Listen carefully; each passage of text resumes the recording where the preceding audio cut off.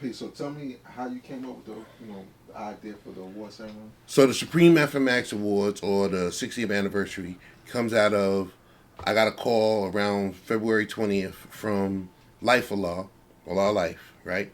And he said that he had to show and prove, right? And that my physical asked him to give me a call to help him to put this thing together and to stream it live on 7 on Demand. And in good conscience, I couldn't do it. I was like, nah, man, we can't put that kind of, you know, show, not to say that the show and prove is bad or anything like that, right? But it doesn't exemplify who we are at 60 years of Supreme Mathematics. Well, but clarify that. What do you mean by it doesn't exemplify? I mean that it's the same old show and prove that we always had. So basically, what we do is say, okay, we're going to do a show and prove, right? The production of it. The production of the show and prove, right? The production, not the actual event itself. No, not the event. The production. Okay. How it would look on camera. You know what I mean? We need to have our show and proves looking like the BET Awards or the Grammy Awards or something like that after 60 years of Supreme Mathematics. We do not need it to look like a junior high school talent show. And no matter who you have perform, you could have Jay-Z and Beyonce come up in that joint, right? But it's still going to look like a junior high school talent show because the backdrop, right, which, is the aesthetics of film production, is still going to be the same thing. It's going to be a junior high school. You know what I mean? It's going to look like auditorium in a junior high school. We need something that has a certain kind of production value, right? That speaks to 60 years of Supreme Mathematics. I thought I was being very clear about that. That we don't need. Look, everybody know that God's earth is in the street. You know what I mean? We all, we come from there, whatever. That's the truth. But we ain't supposed to stay there, and after 60 years of Supreme Mathematics, that's why I came up with the whole idea to, instead of, like, for the 50th anniversary, we asked the question, how did you first, when was the first time you heard the black man was God, right? Yeah, that was a good question for that time period, we want to know when was the first time you heard that, but now we asking something entirely different. We want to know, how did you take mathematics and make it walk and talk? How did you take mathematics and use that to accomplish your accomplishments? This is why we're looking at the people who have accomplished great things. Those people with the PhDs and the law degrees and and all that other stuff. Not just people in sports and hip hop or sports and music. But we're looking at the other avenues too. People in community development. People in the arts and science and medicine. We got awards in education. People who have become like great educators and recognized, world renowned or internationally renowned or nationally renowned people that are in our nation. We need to put that on Front Street, right? And in truth, it's the kind of thing that may be able to empower a lot of the people that we lost to take a more active part. Think about like our children and our grandchildren, because we're 60 years old, so we've been here for a minute, right? A lot of them, like, they look at us and be like, nah, man, I really ain't messing with y'all, man. All y'all do is sit around and talk lessons, right? But don't nothing really ever get done. Y'all don't really do things in the real world. Y'all don't have no major accomplishments that they see from their viewpoint, right? And we need to show them that that's not true. We need to show them that, there are people out here doing great accomplishments. You're looking at the many, but you're not looking at the few that, are taking their time, man, to be able to make a large mathematics, right? Be able to show and prove to the world that the black man is God. Be able to show and prove to the world that mathematics is supreme. So this is the reason that we want to do the awards. So now the other thing is that we have the show and prove, which of course we're going to stream live, right?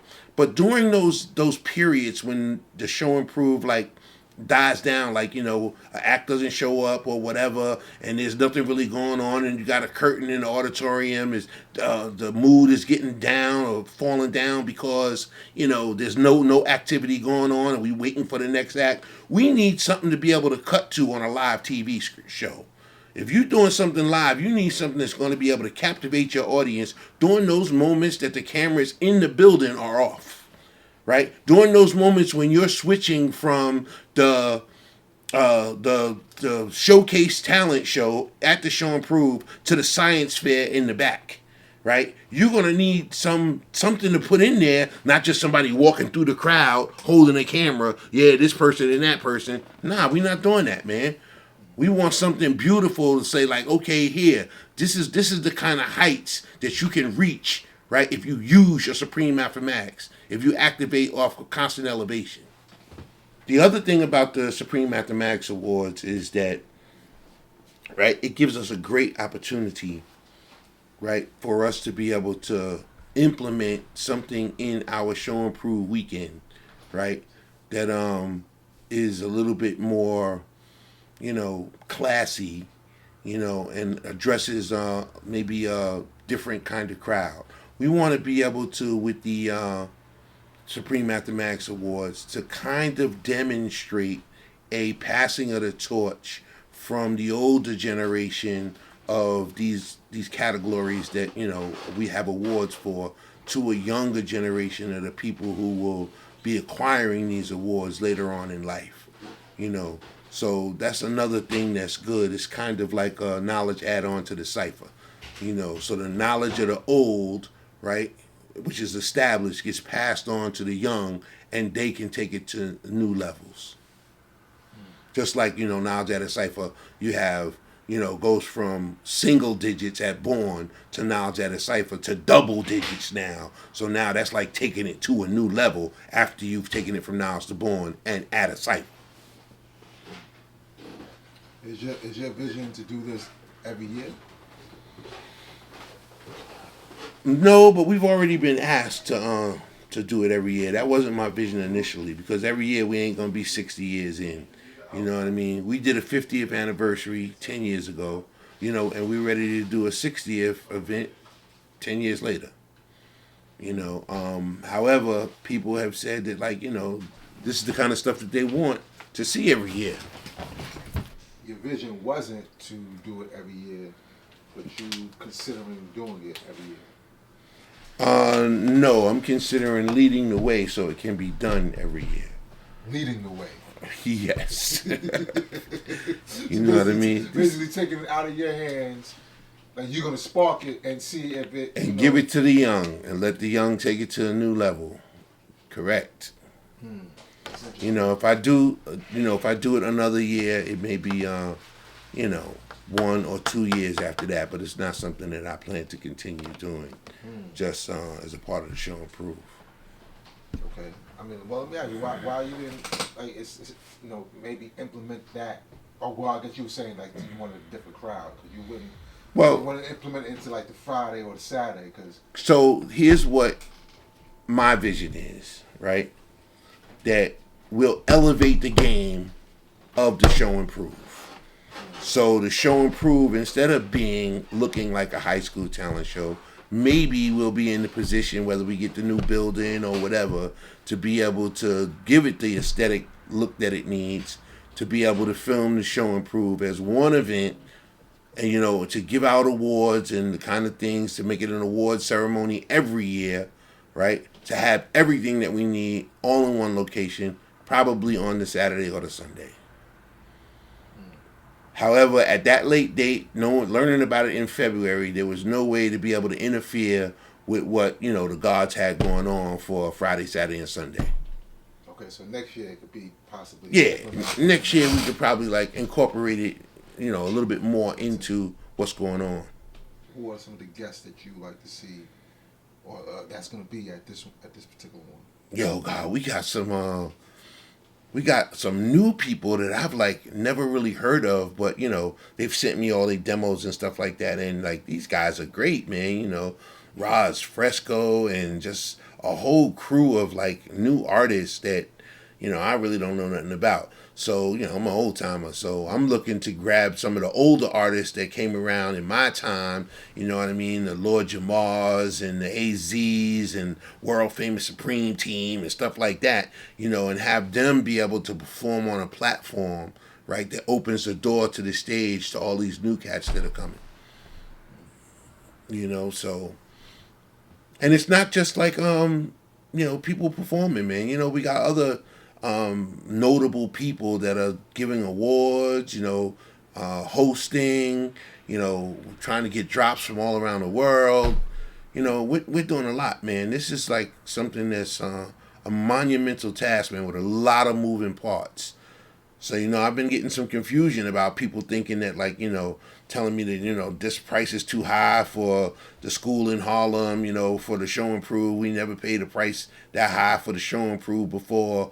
And this is not the show and prove, right? This is an award ceremony for 60 years of Supreme Mathematics, right? 60 years of Supreme Mathematics warrants something. It warrants the dedication and devotion of all those people who claim to be the form of mathematics in a living form. Those people who are really living mathematics, right? So, it warrants a few dollars. We can't put this production together to give them something that represents 60 years of supreme mathematics without having a ticket price that will be able to afford that. Nobody in this nation, that is working with us on this project has the kind of money to be able to front that kind of money and not make any on the end. So we need to be able to charge a ticket price that allows us to do what we're doing. We're not making no whole bunch of money off an award ceremony.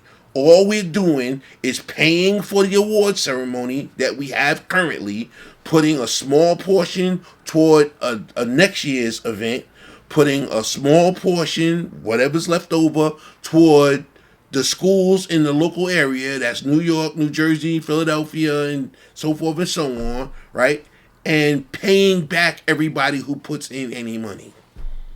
Nobody else is profiting anything. We didn't build it for profit. We built it for Allah's mathematics.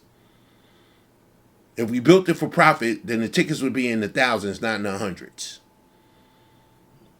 Because the kind of stuff that we're giving you is the kind of stuff that, the Grammy Awards and the BET Awards and the NAACP Awards and all those other awards like that will be jealous of because of our way of doing it. They're all kind of stiff and bored with tuxedos and all that other kind of stuff. And we're not. We're upscale dressed hip hop. So we're upscale dressed, right? But we're not like stationary and stuck in seats like in a theater, in like a movie theater or anything like that. We are moving around. It's fluent. We got a lot of stuff going on here, there, and everywhere. You know what I mean? People are out having a good time, moving, conversing with everybody. You know what I mean? So it's just a different kind of structure. But it still has the aesthetic look of like, lights and stuff in the background. And, it has a very good look for film. Has a very good look for live TV. Even though the award ceremony won't be live when we actually do show it.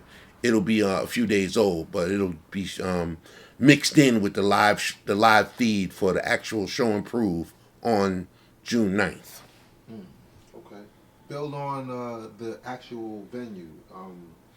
Okay, so we were looking for a venue, and we went to check with the Apollo, and they were like, yo, basically, take your pants down because we got you. And we're not doing that no more. Right. So we went to a couple of other theaters in Manhattan. I put in a request at the Jacob Javits Center because I got some connects there.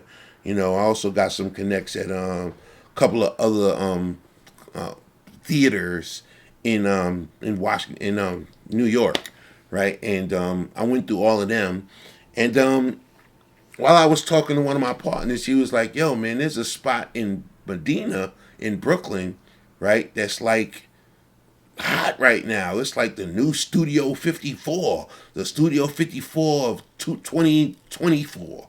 And I was like, Studio 54, man. Like back in the days, he was like, yeah, man, that was the hot place that was like mad exclusive and like, everybody who was anybody performed there and went there and hung out there.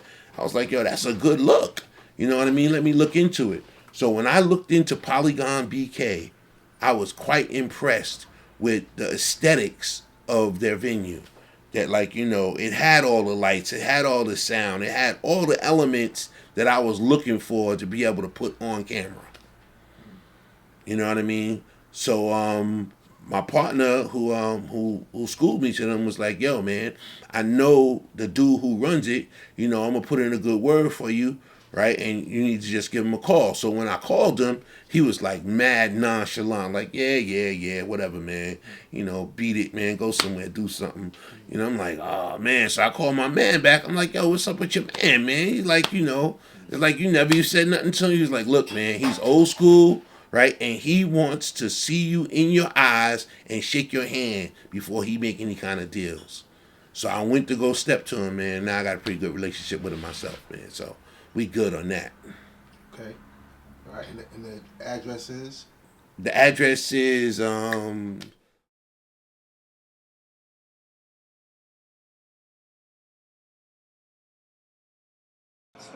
If Mega did this.